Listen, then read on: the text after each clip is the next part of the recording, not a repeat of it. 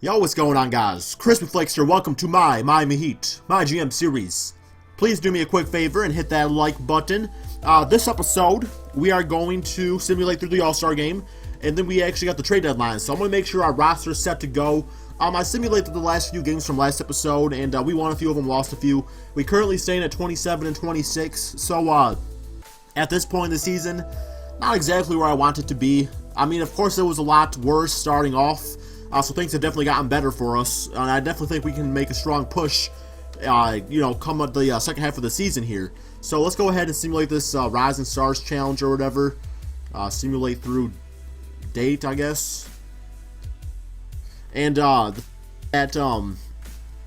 we do this trade here, I think we're pretty much set with how things are with our team right now. But I want to make some little moves, just some small ones. Okay, what's this? Brian Roberts and probably Elliott Williams for Richardson and Udonis Haslem. I cannot trade away Haslem. I already said he's untouchable for this team, just in respect to him and the Miami Heat fans out there. All right, how'd that game go? So, view box score. Do we have any rookies? Okay, Justice Winslow did play. He was actually 2 for 3. He had 5 points, 3 rebounds, 3 assists. So, that's pretty much the what he's been doing for us all season. He's been doing a little bit of everything. So even in the All-Star game for the rookies and sophomores, he did a little bit of everything. So definitely impressed with him out there. And then you got the top 3 guys out here, Hazonja, who I loved in the Pelicans series. Man, I would love to bring him back to this team. I might actually do that in the offseason. Julius Randle and Kristaps Porzingis. So not a bad game for all them. For the Stars, we got Russell out there. He had 24 points. Damn, he put up some numbers, guys. 5 rebounds, 4 assists, and 6 steals. Crazy game for him. Andrew Wiggins only 8 points, which is very surprising from a guy like that. So, then you got Jahlil Okafor down here who had 2.7 rebounds. And his partner in the front court there, Nerlens Noel, who only had 5 points himself. But definitely a lot of good talent, guys. Like, I look at these two teams right here. We definitely got some good talent that's going to be in the NBA for the next, 10, 15, 20 years or whatever. However long people play for these days. Alright, simulate this game right here. Or this is the 3-point contest and dunk contest. I don't think we have got any players from our teams in either one of those. So that's fine. And it looks like the winner was Klay Thompson for the 3-point contest, which makes sense.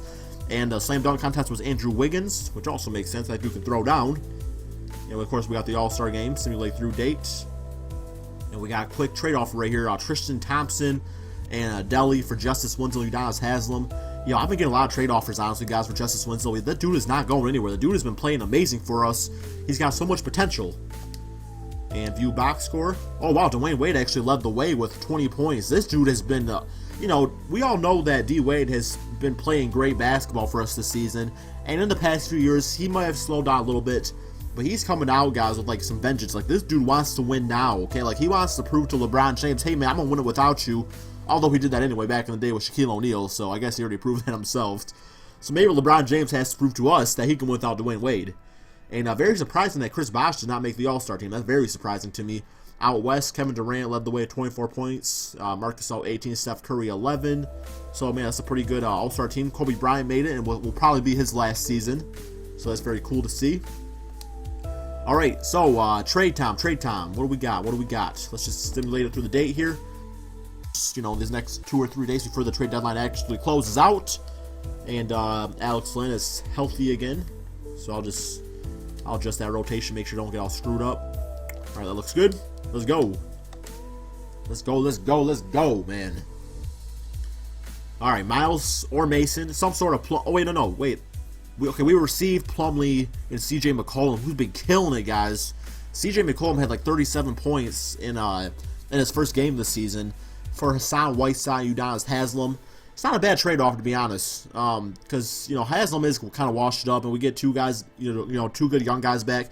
But Hassan Whiteside has been so important to our team, and I'm not looking to mess with the chemistry all that much, so I'm gonna have to decline that.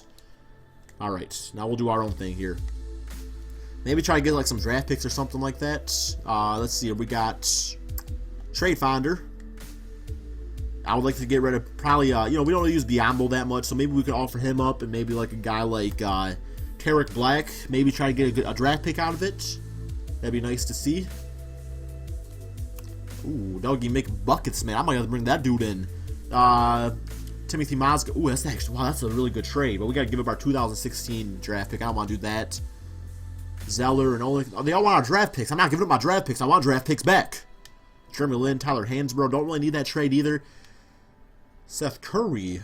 Yo, I might just do this trade because Seth Curry and Caron Butler, I like them better than Biyombo and Tarek. So I'm going to do that trade. Jordan Clarkson. It's also not a bad trade offer. Definitely some decent trade that would help our team out, but I'm not going to trade draft picks. Like, I'm not doing that. I don't really need anybody that bad out here. So I think I definitely like that one trade the best. We'll go back to that. Caron Butler and Seth Curry. Seth Curry with the shot boy. With the pop boy, whatever the song is.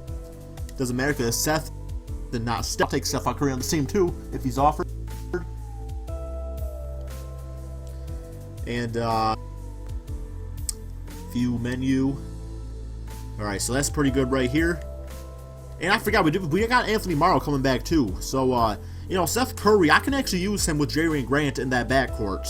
So, you know, Devin Booker can play a little small forward, Marcus Morris to the power forward. If we're going to do a little small ball out there, get some shooters out there, I definitely like this trade. I definitely like that trade. And Seth Curry is a player I want to develop. I want to see that guy succeed in the NBA. I think you guys do too. So, I'm definitely good with that.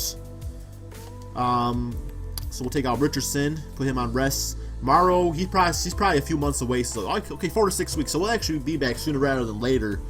And from that point, I'll probably put Marcus Morris at our backup power forward, and Morrow at our small forward, of course, off the bench. So it'll be a little bit of small ball lineup off the bench, but that's not bad.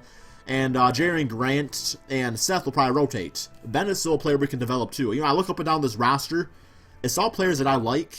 I wouldn't mind getting another center though. Just kind of in case, you know, a guy like Alex Len or Hassan Whiteside get injured. Because besides for that, man, like, Haslam and Bennett, they're not playing center. I guess Bennett could potentially play center. He's only 6'8", though. He does beast in my team, though. He does beast in my team.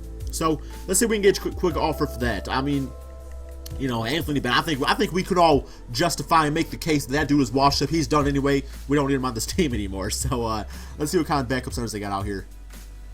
I mean, we could also probably sign one in free agency, too, which is probably something we can just do anyway. Ooh, Metal World Peace. Don't really need him, though. I'm not really seeing anything here for any centers. Yeah, I'm not giving up a draft pick. I'm not doing it. Don't ask for my draft picks. Matt Bonner, Tayshaun Prince. See them on draft picks. Can't do it. So, yeah, no real offers right there, which is fine. You know, I'm more, that's more like a, kind of like an emergency thing. Like, man, if we need this. But, you know, like free agent-wise, you look at the teams here. You can sign a guy like Larry Sanders, Bloch, Samuel Dallenberg, JaVale McGee, Andrew Bynum. So, a lot of good options on there, too. Baller, what do you guys call him? 7'5" dude. So, yeah, that's fine. And I look at the team here. How long is this video looking? Make sure we're good to go. Okay, we had about 8 minutes here. So, I just want to check out some last-second things before, you know, next episode. And I want to see where we stand compared to everybody else. Division Conference. So we're 5th, and actually next episode we are going to be going up against the Chicago Bulls. That's a game that's coming up pretty soon here, so we're good to go with that. That would definitely be a big win for us if we could get it. You look out here, Clippers definitely balling out there, so that's fine. Let's look at the standings, our player stats. Yeah, like these 3 dudes are playing some amazing basketball for us, and I think we're definitely stronger with a guy like Caron Butler. And even Seth Curry, he hasn't really played at all, but that's a player I'm going to work on developing going forward. Let me know what you guys think about this team. And the next episode, I'm just going to simulate these games off camera here. We're going to go up against the Chicago Bulls. All right, my friends. Hope you all enjoyed this episode. Peace out.